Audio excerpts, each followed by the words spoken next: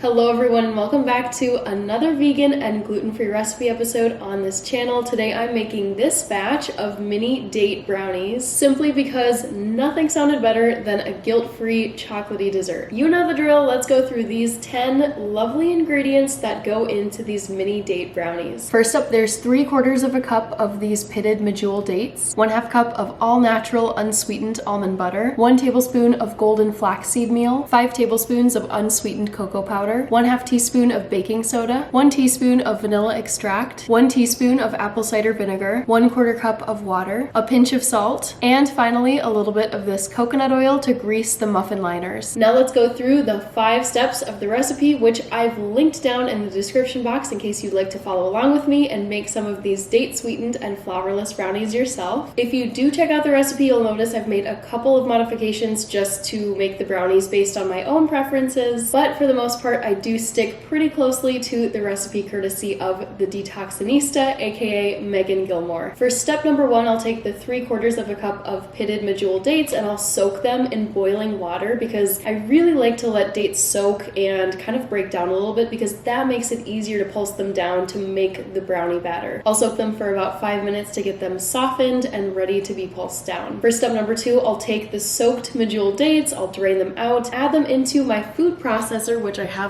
right over here, and I'll add the 1/4 cup of water and blend that down so that the medjool dates become kind of a thick paste. Step number 3 is probably the easiest step because I just take all the remaining ingredients and throw them into the food processor with the medjool dates and the 1/4 cup of water and blend everything together. All those ingredients mixed together in the food processor, you may have guessed, will form the brownie batter. Step number 4 is definitely the most fun step. I'll take 1 tablespoon and scoop out the brownie batter into my mini muffin tin. You'll see it momentarily. I think it's very cute. I'm also using these mini muffin liners. I haven't opened the box, but I decided to just go with liners. The recipe says you can just line the tin itself with some oil. I kind of like the look of the wrappers around muffins, so I decided to do it this way. And for the 5th and final step, once I've scooped all the brownie batter into my muffin tin, I'll take the tin and put it into my oven and bake it at 350 degrees Fahrenheit for 15 minutes. Now that we've gone through the 5 recipe steps, it's time to get started making these mini date brownies. I'm going to begin by boiling the 3/4 of a cup of the pitted medjool dates, so let's get started.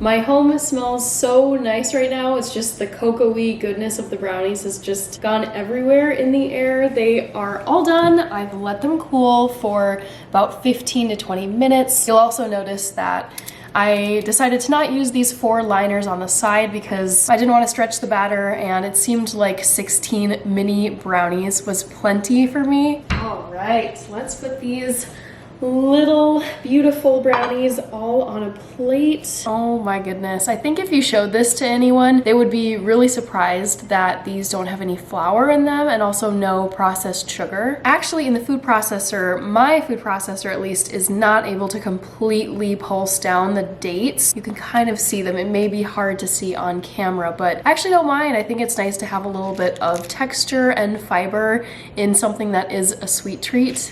So I'm just gonna grab one of these. As you can see with this one, it's just completely coming away from the wrapper, which is so nice. It just makes them so much easier to eat. All right, time to take this little bite. I could just eat it in one bite, but I'm gonna take a little bite and make this last, so here we go. I'll show you what the inside of these looks like. It does honestly resemble a brownie. It's cakey and chewy on the inside. The outside is a bit more firm and almost crispy, like you'd expect brownies to be in a traditional brownie pan. I definitely think these are my new favorite healthy sweet treat. So good. That's it for this mini date brownie recipe episode. I hope you enjoyed. Thank you so much for tuning in, and let me know how this recipe goes if you decide to try it out. I highly recommend this one, especially if you have a sweet tooth like me. I mean, it's so easy to reach for really sugary things, really processed things, and this I find just completely satisfies that craving for something like a brownie, but has very redeeming ingredients. If you're interested in making something else with dates, definitely check out my date chocolate smoothie. I'll link that at the end of this video. I've also linked my recent apple rhubarb crumble recipe episode if you're interested in another dessert recipe that's kind of different from this, doesn't have chocolate, doesn't have dates. I definitely think you'll enjoy both of those sweet recipe episodes, so be sure to click on those at the very end. Take care, everybody, eat well, and I will see you in the next episode on this channel. Bye!